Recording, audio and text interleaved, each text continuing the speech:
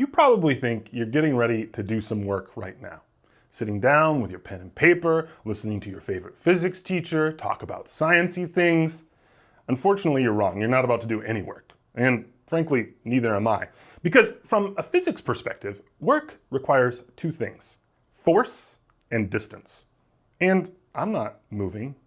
Are you? That means we're not doing any work. Let's learn more about the physics definition of work. Let's do this.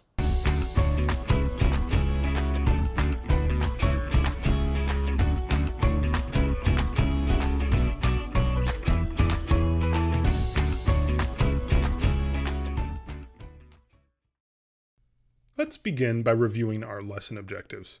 First, we'll introduce the equation for work. Then we'll consider examples of work. And lastly, we'll calculate work. Two different climbers are on this rock face. The climber in blue is climbing up, while the climber in red is going down. Which one is harder? That's right, obviously climbing up. It takes more work. Why is that? Well, we have to overcome the force of gravity. And so if we multiplied the force that we have to apply to overcome gravity times the height we climbed, we would get work. That's this equation right here.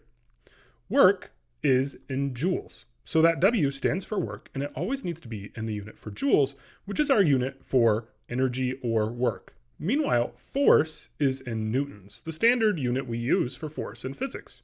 Lastly, D. What do you think D stands for? You got it, distance. And the unit needs to be meters. As we said at the beginning of our lesson, these students are not doing work, even though they're sitting there and thinking really hard. Why aren't they doing work? Well, work requires force and distance. There actually is one of these present, a force. Because they're applying their weight to the table, that's a force. But they're not moving the table, so there's no distance, and if there's no distance, there's not any work. So this is not work at all. Contrast that with a forklift. This is work.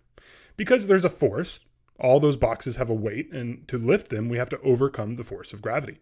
And there's a distance, however high we raise those boxes. So providing we're moving those boxes up, it's work.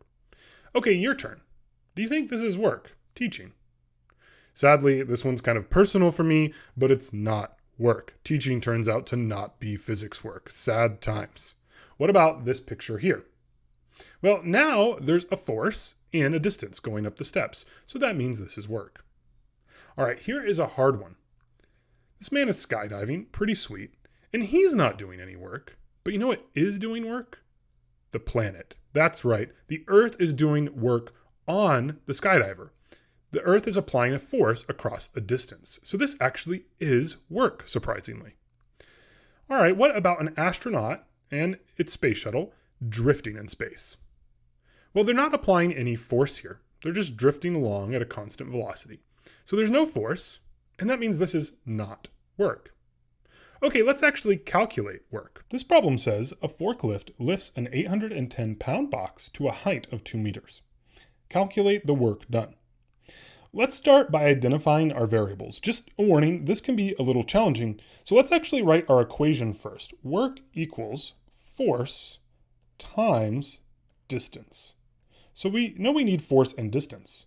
With that in mind, when we come to 810 pounds, what variable does that represent? Well, it's the force.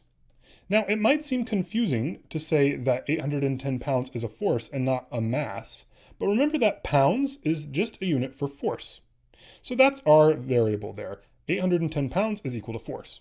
What about distance? Well, our distance is just how far we've moved the box, and so it's going to be 2.0 meters. It doesn't matter that it's been moved up, and so it's referred to as a height. It's still just the distance it's traveled, so our distance is 2 meters. Next up, if we want to calculate work, we need to make sure we have the SI units for force and distance. Distance is in meters, so we're good, but force is in pounds, and so that means we need to convert that to newtons first. So we're going to put pounds on the bottom to cancel it out, and newtons up top. We know 1 pound is equal to 4.45 newtons. All right, so now our pounds will cancel out, and when we multiply 810 by 4.45, we'll get 3,604.5, and that's now our force in newtons. Okay then, we're ready to calculate our work. work is equal to force, which we know is 360.4 times our distance, which is 2. So when we multiply our force and our distance, we get 7,209. We do want to round for 2 sig figs because both our force and our distance has 2 sig figs. So we're going to keep these first 2 digits here. And we will go ahead and keep some placeholding zeros to make it basically the same number. We'll get 7,200. Now, what should our units be? Recall that the units for work are joules. So we know that the work done by this forklift is 7,200 joules. Now it's your chance again to identify examples of work. Which of the following descriptions involve work? Pause the video and see if you can answer them. Okay, let's go through these one at a time. Lifting a weight above your head. Well, we got a force, lifting the weight, and we have a distance, we've lifted it. So yeah, that's work. Thinking about your next move in a game. Maybe it's chess, my personal favorite. That's not work. There's not a force or a distance. Unless you start thinking about the electrons in your brain. I digress. Don't worry about that. It's not work. Okay, completing a physics assignment. Also not work. What about dragging a box of wood across the floor? Well, here we have a force dragging the box and a distance, however far we dragged it. So yeah, that's work. What about a rocket ship accelerating in space? Well, here, remember, even though it's in space, it's accelerating. So that means it is applying a force. So that would be work. What about a rocket ship drifting in space? There's no force. It doesn't take any force to just drift along. And so there's no work. Let's review what we've learned. First, we introduced the equation for work, where we saw that work is equal to force times distance.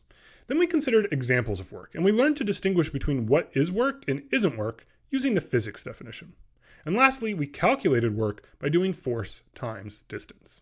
Hey, hey.